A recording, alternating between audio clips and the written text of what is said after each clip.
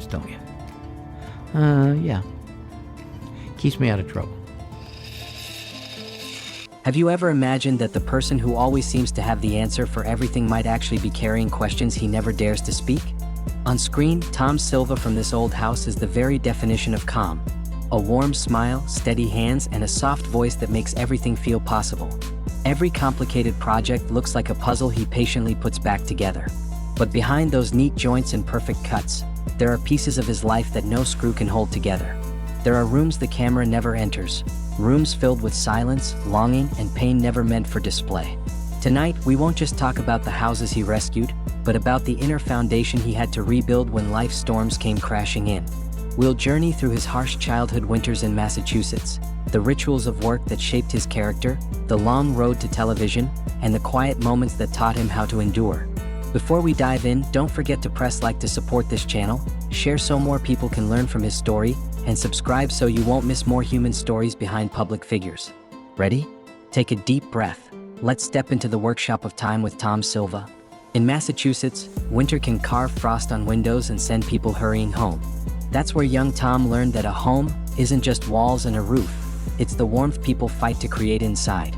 He often followed his father to job sites, small hands gripping an oversized hammer, wide eyes tracing every cut line, ears catching the rhythm of nails hammered into wood, tack, tack, tack, like a metronome teaching discipline.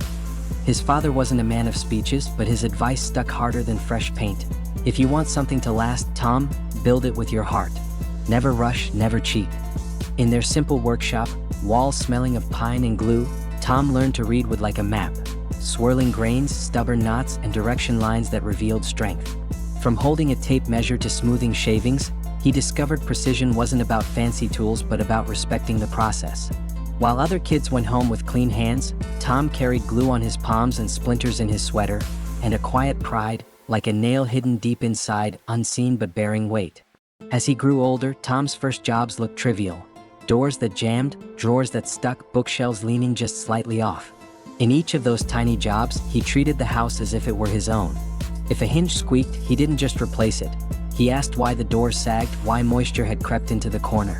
Clients were often astonished. This was just a small fix. Why does it feel like a brand new room? From there, his reputation spread, not with loud advertising, but with consistency. Tom lived by one rule: if it's worth doing right. He arrived on time, left only after sweeping up the last speck of dust, and often left notes of advice for maintenance. From sticky doors, he moved to kitchens, from kitchens to garages, then to historic homes in danger of collapse. He realized every house had a medical history. A hairline crack wasn't cosmetic, but a symptom pointing to deeper foundation issues. And in the process, he gained something more valuable than any paycheck: people's trust.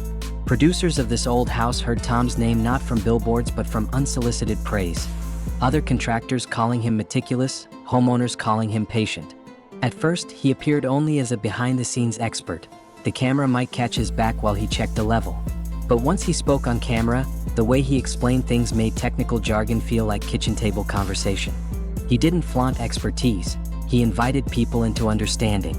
Viewers felt like they were learning from a kind father, someone who never mocked a beginner's question but welcomed it.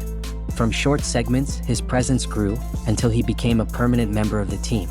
Popularity followed, not because of gimmicks, but because of the same consistency he once applied to fixing a single hinge.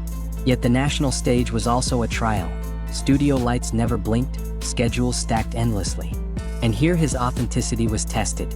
Could he remain himself when everyone else wanted him to play a role? Once Tom became part of America's weekend ritual, the show's mailbox filled with messages that weren't always about houses. Some wrote about leaking roofs, but more often they shared memories of fathers long gone, grandfathers who once built furniture, or the ache of missing hands that could fix without scolding. Somehow, Tom became a symbol of gentle repair, tightening screws while calming hearts. Fans even joked, "If your house is broken, call Tom Silva. If your heart is broken, maybe he can shim it gently too." It was lighthearted, but there was truth. People trusted him because he made complexity feel manageable. But being a public anchor meant carrying invisible weight. After long shoots, Tom sometimes lingered on the workbench, watching sawdust glow in the late sun. There was gratitude for the trust, but also fatigue he could never explain. Because the myth of a father figure carries a price. People forget fathers are human too. Amid all the lights, Tom guarded one space no one could enter: his family. He rarely narrated personal details, not from secrecy but from respect. In a rare moment, he once said, "What's the point of a beautiful house if no family lives inside it?" That was his compass. He arranged even tight filming schedules to make room for dinners, porch conversations, or a quiet check on doors before bedtime. These values grounded him when applause came and went. But life, like wood, has knots you cannot smooth out. Some things require acceptance. You sand where you can, and you leave the grain as it is. Tom knew this. He taught maintenance, not magic. And in this private room he guarded, he learned that humanity's greatest projects never air on television. The project of loving, listening, and letting go. Then came a season no production calendar predicted: the storm. The schedule might say, location A, framing, B-roll, but his inner calendar said, learn to breathe slowly. Grief, whatever name it takes in one's private dictionary, arrived like wind bursting a window open without knocking. There was no script for that. Cameras captured his smile. Microphones picked up his lesson on 45-degree cuts. But between takes there were pauses too long for television.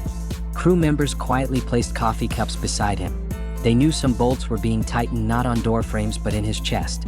Tom knew how to brace beams, patch cracks, restore geometry, but now he was learning a new skill: allowing his heart to rest, admitting weakness without calling it defeat. He didn't sell this scene to viewers, he arranged it privately. And here lay the hardest lesson: some repairs don't need broadcasting to be real. Many imagine recovery as a dramatic moment: music swelling, cameras circling. In reality, rising again often looks like small routines repeated daily. Showing up on time, checking the tool list, measuring twice, cutting once, explaining again why ventilation matters, why wood needs acclimatization before installation. In between, he read letters at his workbench, stories of viewers fixing their first window, photos of families on porches they built thanks to his tips. These small things stitched days together, not miracles but steady assembly. Slowly, he smiled not just for the camera but for private reasons good enough to last one more day. The grief didn't vanish, he learned to live alongside it. Like an old house, never perfect but warm, safe, and honest about its age. By now, calling Tom Silva just a carpenter is too simple. His legacy isn't only the houses standing firm again, but a way of seeing work, time, and people. He taught that the best tool is attention, that precision comes from patience, that knowledge grows when shared. A new generation raised on this old house absorbed his ethic. Ask why before how. Tidy up scraps before leaving. Never shame someone new to the craft. DIY communities, homeowners, even viewers who never held a saw, all adopted one mindset: problems can be unraveled if you dare open them slowly. Tom showed resilience isn't always heroic. Sometimes resilience is replacing one rotten board each day until the porch is safe again. And in the long line of his life, perhaps this is the greatest house he ever built. Trust that humans can regrow without pretending they were never broken. If there's one lesson from Tom, it's this: never judge from the surface alone. A beam that looks strong may be hollow inside. Conversely, knotty wood may become the strongest once braced correctly. We each hold our own hammer, to fix the parts of life that feel loose, to tighten the hinges we've long ignored.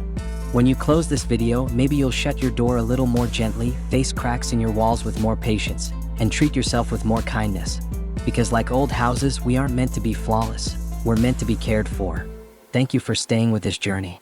Don't forget to like, share this with someone who needs a gentle story, and subscribe so you'll always get notified of the next one. And as always, we close with a little promise of this channel. Thank you for watching, and find more amazing videos in our channel playlist.